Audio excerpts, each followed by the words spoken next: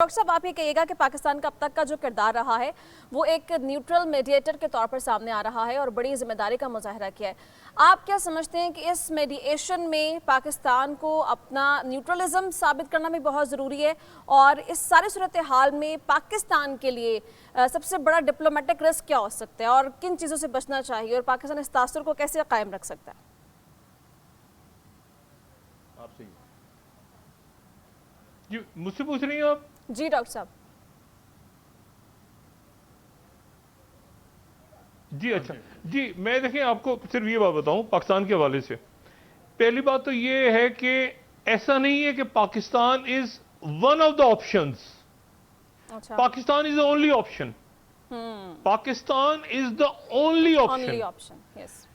एक होता है ना बहुत सारे ऑप्शंस हैं, नहीं ऐसा कुछ नहीं है। उसकी वजह यह है कि तुर्किया, सऊदी अरेबिया, इजिप्ट, पूरा ईयू, दुनिया, चाइना, रशिया, वो सारी खलीजी रियासतें, तकरीबन सारी ही खलीजी रियासतें, एक आध को अगर आप हटा भी दें बीच में, ईरान, अमेरिका, पूरी दुनिया जो है वो पाकिस्तान के ऊपर ट्रस्ट करके इस वक्त बैठी है। Pakistan is only option.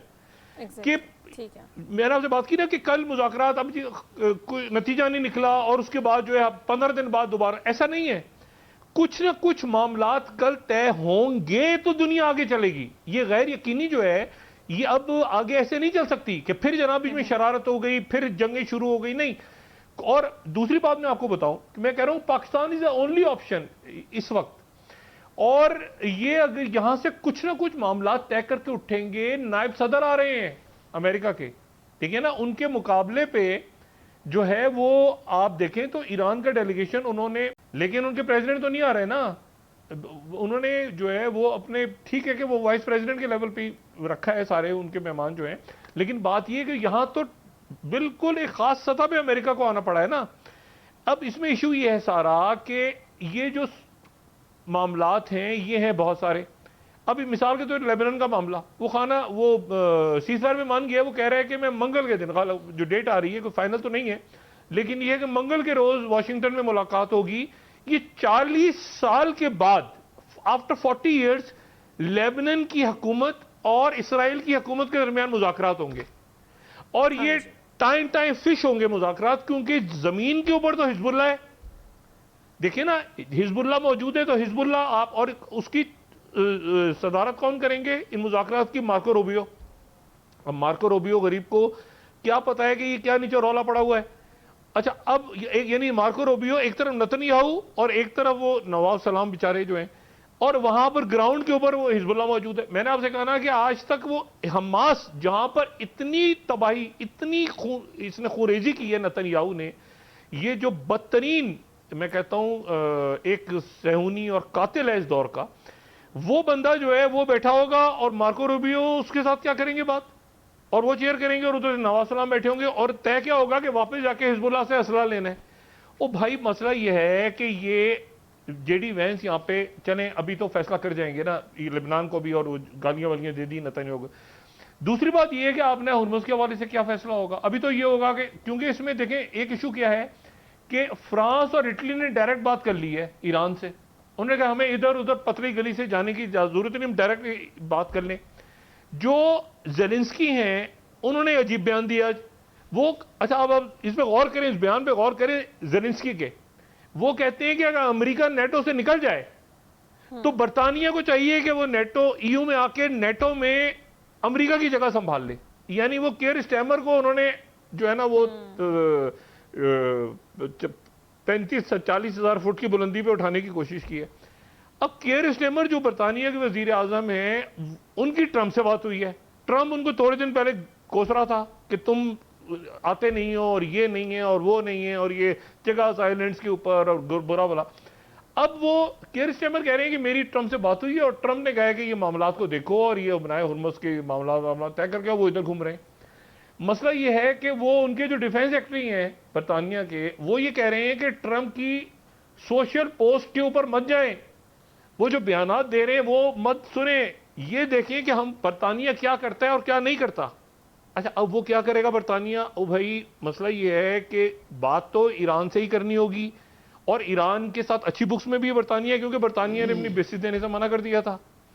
और एक अभी तक एक पुरस्कार सवाल अपनी जगह मौजूद है कि डिएगो गार्सिया पे ये मिसाइल किसने दागा था। ये देखें, बड़ी अजीब बात है कि डिएगो गार्सिया तक अगर मिसाइल गया है, डिएगो गार्सिया वो बहरे हिंद, वो कह रहे हैं कि जी ईरान ने कहा बाद में एक चल गया मिसाइल, उन्होंने कहा हमने नहीं चलाया, तो क्या अमेरिका ने खुद चलाया था? किसी ने तो चलाया था ना, वो बहरहाल उसको साइड पे कर दिया सबने। मैं जो बात कह रहा हूं वो ये कह रहा हूं कि इसमें हुतीस का जो सबसे इसमें मुनासिब बात है वो ये, हुतीस का सीज़फायर अपनी जगह मौजूद है, वो सीज़फायर अपनी जगह रहेगा। हिजबुल्लाह के मामलात, ये जंग बंदी जो है ये तो करदीस ने अभी तो करनी पड़ेगी ना। गालियां सुन के तो कह रहा है कि ठीक है मैं मुज़ाकरात कर रहा हूं आके मंगल को मार्को रूबियो के साथ। उसके बाद रहेगी बात सैंक्शंस की। 3 इश्यूज मेरे ख्याल से, एक आपने हुर्मुज के जो टोल टैक्स हैं और उसका मामला, और इसीलिए वो जो यूई कह रहा है कि ये जो है ये हम तो अलग अब करेंगे, हम तंग आ गए हैं, क्योंकि सबसे ज्यादा निशाना भी यूई को बनाया है ईरान ने। और जाहिर है कि अब यूई अपनी पॉलिसी कैसे लेके चलता है आगे ये देखना है। क्या वो लड़ेगा ईरान से, नहीं लड़ेगा? सऊदी अरेबिया, देखें पाकिस्तान की ये 2-3 चीजें हैं ना। पहली बात तो ये कि पाकिस्तान के जो स्ट्रेटेजिक जिनके साथ ताल्लुकात हैं वो तो हैं सऊदी अरेबिया, तुर्किया और इजिप्ट, और बाकी मुल्क भी अब इसमें आ जाएंगे यकीनन, क्योंकि सभी पाकिस्तान की तरफ देख रहे हैं ना कि पाकिस्तान अब इससे कैसे आगे निकलता है। मेरे ख्याल से बुनियादी मामला तय हो जाएंगे और हो जाने चाहिए, क्योंकि पाकिस्तान की ये टॉक्स, ये आखिरी टॉक्स, इसके बाद अगर आप कहती है ना कि यहां से सब उठ के चले गए, ऐसा नहीं होगा। फिर उसके बाद क्या होगा? What next?